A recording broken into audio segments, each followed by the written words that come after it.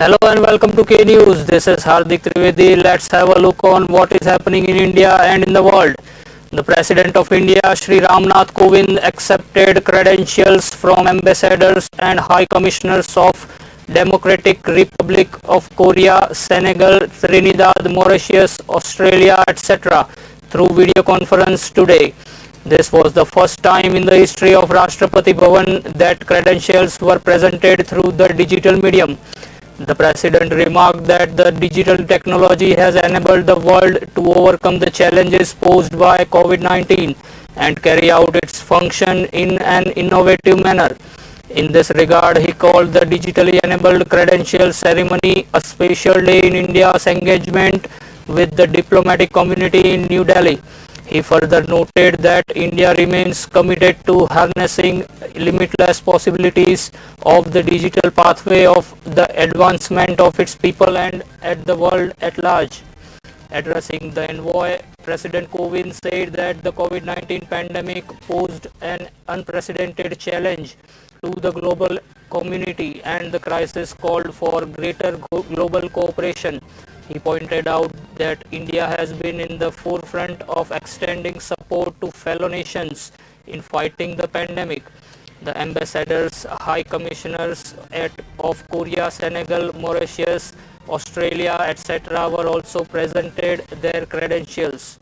Today's event has added a new dimension to India's digital diplomacy initiatives. Seeing the visuals on devastation caused by Cyclone Amphan, PM wished that situation normalizes in West Bengal and Odisha at the earliest.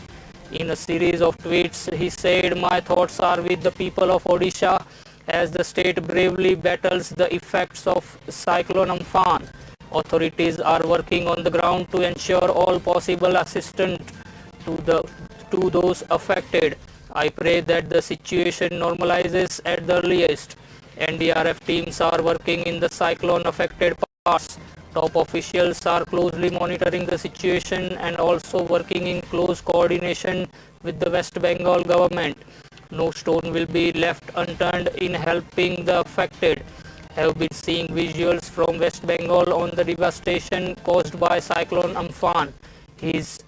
In this challenging hour, the entire nation stands in solidarity with West Bengal, praying for the well-being of the people of the state. Efforts are on to ensure normalcy."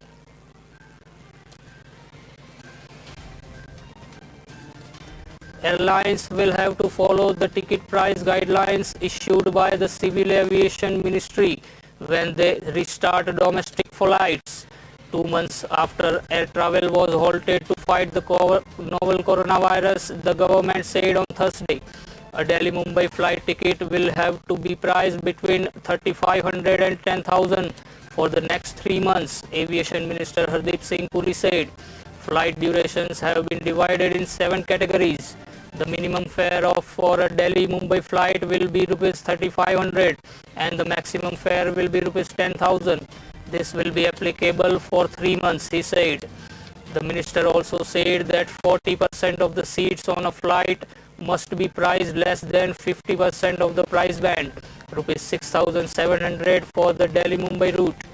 Airlines will be allowed to resume about a third of their operations from Monday, within rules that include no meals on board, temperature checks for all passengers and full protective gear for crew, the government said. The minister refuted reports of social distancing measures on board flights, saying at the moment the decision has been taken that the middle seat will not be left vacant. The gradual up of air travel comes as India's cases of coronavirus crossed 1.2 lakhs, according to the health ministry, increasing 5,609 over the previous day, one of the highest single-day rises in recent weeks. Death stood at 3,435. The infections are largely concentrated in the big cities of Mumbai, Delhi and Ahmedabad that are also the economy's engines and transport hubs. Airlines including Indigo, the country's largest carrier by market share, its rival SpiceJet, full-service carrier Vistara, a joint venture between Tata Sons and Singapore Airlines, and state-run Air India were forced to ground planes from March 25. The Civil Aviation Ministry also said passengers who are not allowed to travel due to their health or age should be allowed to change their date of travel with a penalty. All passengers must register on Arogya Setu, the government's coronavirus tracing application, if their mobile device is compatible, or submit a declaration form saying that they are fit to travel, have not been quarantined, and do not live in a containment zone. Passenger with red status on Arogya Setu app would not be permitted to travel, the ministry said. Passenger will also have to report to the airport 2 hours before the flight, and only web check-ins will be allowed. Raksha Mantri Shri Rajnath Singh has appreciated the role played by the Society of Indian Defence Manufacturers and other micro, small and medium enterprises in nation's fight against global coronavirus pandemic. He said this while addressing via video conference MSME's e-conclave, jointly organized by SIDM, Confederation of Indian Industry and Department of Defense Production here today. Shri Rajnath Singh said, I am very happy to know that SIDM has accelerated the manufacturing of Defense Research and Development Organization designed PPE kits, masks and ventilator parts in the field of defense industry by efficient coordination and channelization. Within less than 2 months, we have not only met our domestic demand, but we can also think of helping neighboring countries in the coming time. Raksha Mantri termed MSMEs backbone of Indian economy that accelerate GDP growth, earn valuable foreign exchange through exports and provide employment opportunities. Keeping MSMEs strong is one of the priorities of the government. He said there are more than 8,000 MSMEs, tiered partners of many of our organization ordinance factories, DPSUs and service organizations. They contribute more than 20% of the total production of these organizations. The SIDM has conducted many interactions with senior officials of the ministry and the armed forces since the lockdown came into force. To tackle these challenges, Ministry of Defense has taken several steps for industries, especially MSMEs, such as extension of response dates of RFP, early clearance of pending payments, etc. In this crisis, several financial support measures have been announced by the government and RBI to reduce the financial burden of the industries. This will provide some relief due to the availability of additional working capital department in interest payments. The definition of MSME has been revised so that MSMEs can be expanded. At the same time, there will be no distinction between manufacturing and service sector MSMEs. In government contracts of value rupees 2,000 crore or less, global tenders will not be allowed. Government and PSUs will also ensure the clearance of all outstanding payments in the next 45 days. Theme on the e-conclave was business continuity for MSMEs in defense and aerospace sector, in which more than 800 defense MSMEs participated. 72 people have died in Bengal because of cyclone Amphan. Chief Minister Mamata Banerjee said today after the powerful storm wrecked cities including Kolkata on Wednesday, destroying thousands of homes and uprooting trees and electric poles. The Chief Minister said the damage caused by Amphan is more than the coronavirus pandemic and has asked Prime Minister Narendra Modi to visit the affected districts and provide help to rebuild those areas from scratch. I have asked the PM to visit Sundarbans. In this hour of crisis, let's work together. Mr. Amit Shah called me in this afternoon and assured the centre will extend full help. Ms. Banerjee said. The PM has said the entire nation stands with Bengal and no stones will be left unturned to help those affected. In this challenging hour, the entire nation stands in solidarity with West Bengal, praying for the well-being of the people of the state. Efforts are on to ensure normalcy, the PM tweeted. Ms. Banerjee saying that she has never seen a disaster of this magnitude before, announced rupees 2.5 lakh as compensation to the families of those killed in the cyclone. Ms. Banerjee said most of those died due to trees falling on them and electrocution. 15 of 72 who died were from Kolkata. Strong winds with speed up to 125 kilometers per hour upturned cars in Kolkata and left trees and electricity poles torn off and blocking roads. Portions of several battered buildings came crashing down in Kolkata. The Kolkata airport, which had been shut, was left flooded and many structures within damaged. Cyclone Amphan is only the second super cyclone to form over the Bay of Bengal since records began, and the first since 1999. Odisha was hit by a super cyclone that left nearly 10,000 dead in 1999. It's time for a short break. We'll join you in a short while.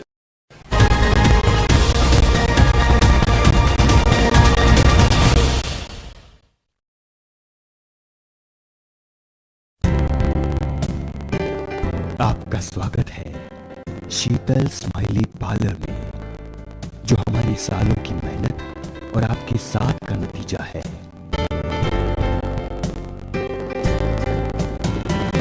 Sheetal smiley parlour में आपको मिलेगा आपका मनभावन स्वाद, मनोहर वातावरण और मेहमान नवाजी।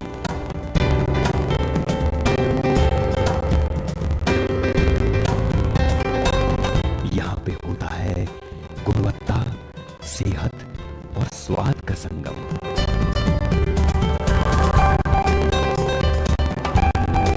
यहाँ रिश्तों को बनाया, निभाया और सजाया जाता है।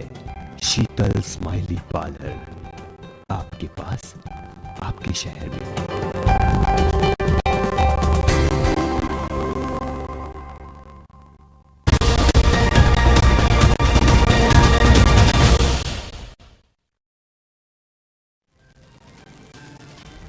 Welcome back to K News and thank you for watching. Let's continue the streak of news. China is hindering India's normal patrolling along the line of actual control, the foreign ministry said on Thursday, adding that India had a responsible approach to border management. All Indian activities are entirely on our side of the LOC. Indian troops did not cross LAC in western sector or Sikkim, the ministry said. We are committed to ensuring India's sovereignty and security. There have been several instances of Chinese incursion by land and air near the Ladakh boundary, one of which led to a face-off between Indian and Chinese troops.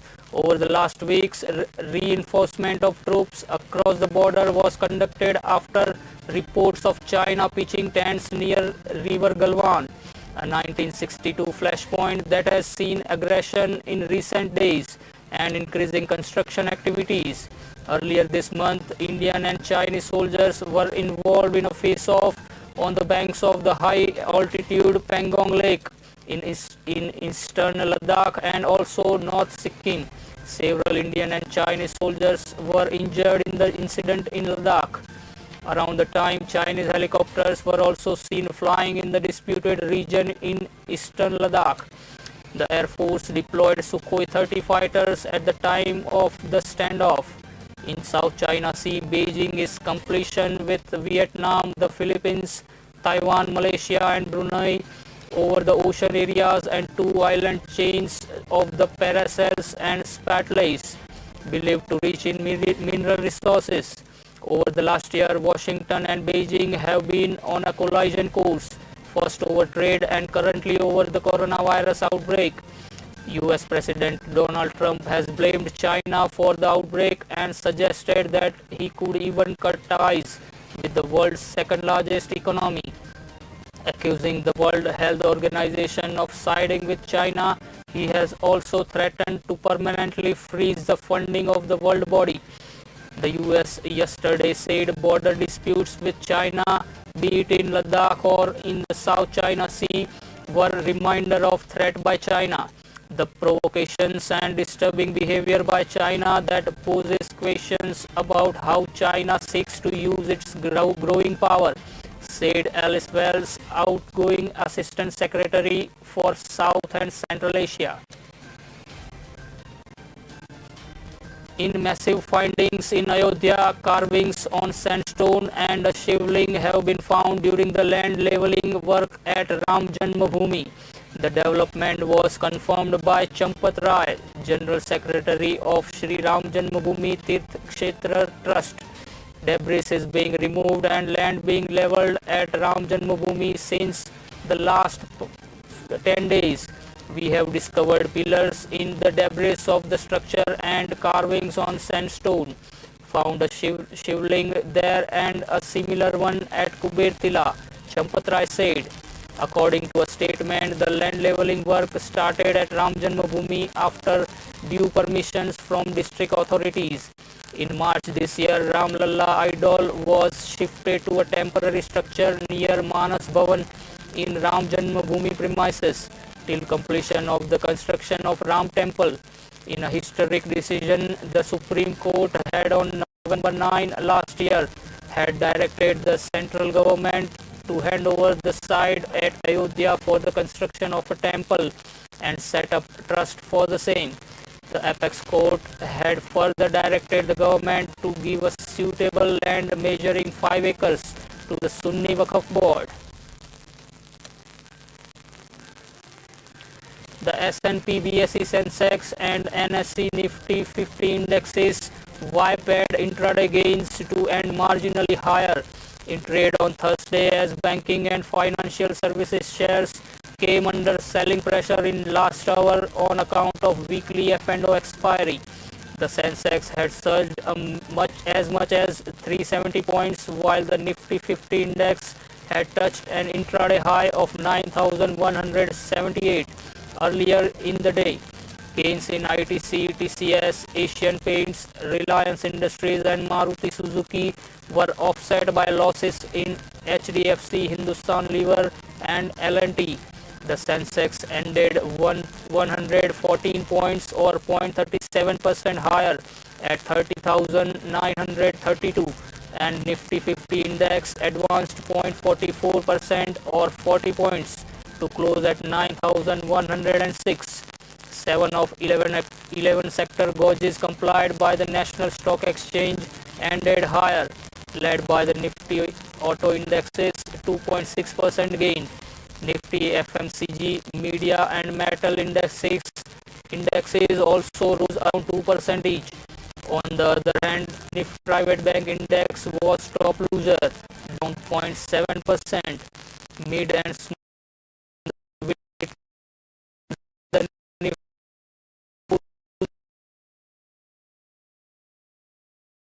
point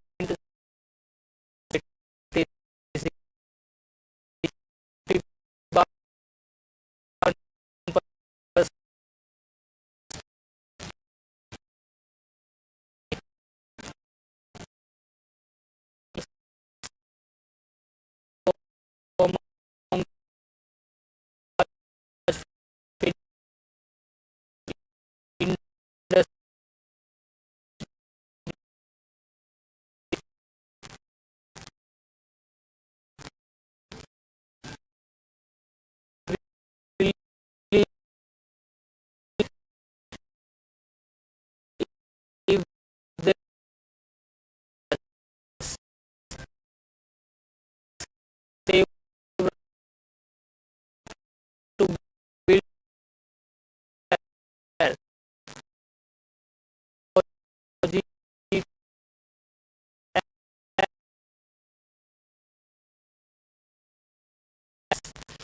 many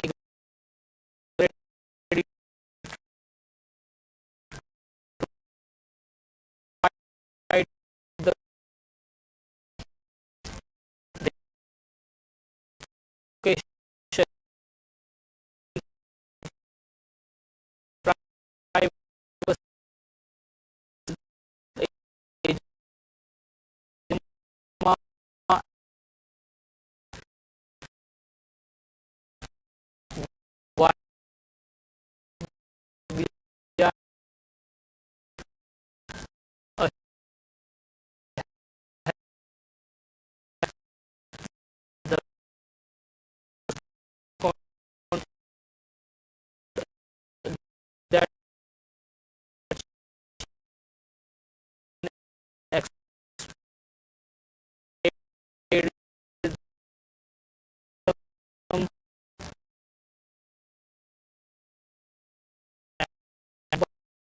with strangers and tongue will be that is strong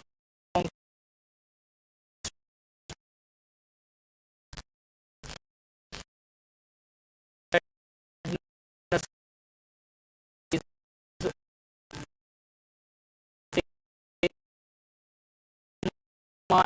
and they plant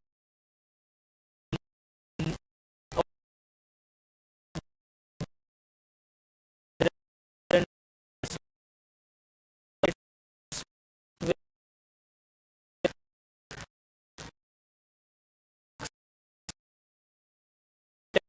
technology of Dakotans will not load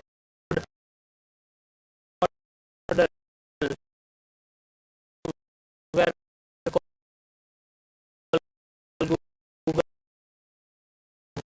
who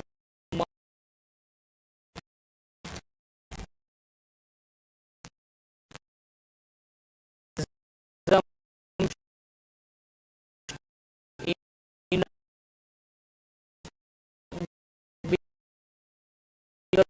locked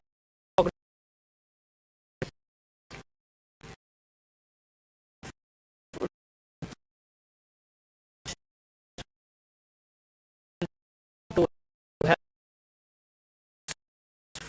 for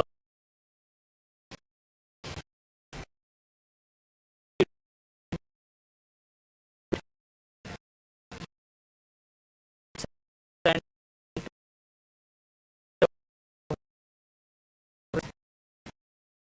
guidelines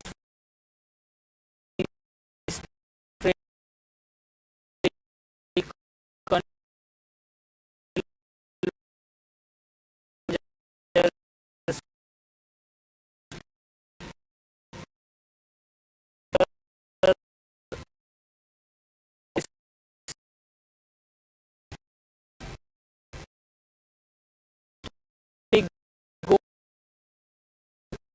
peace in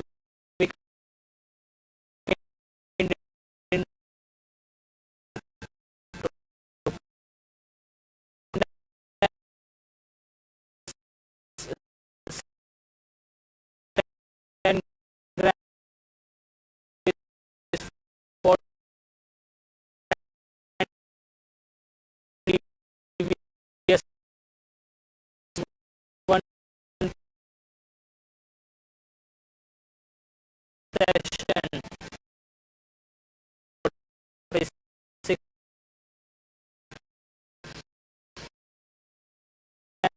times previous and distributed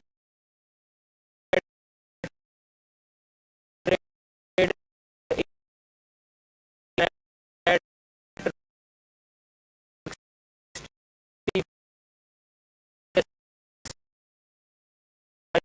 sizes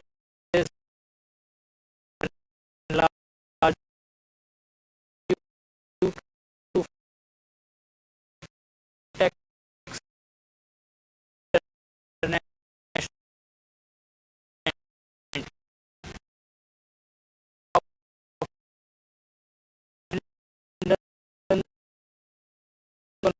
economic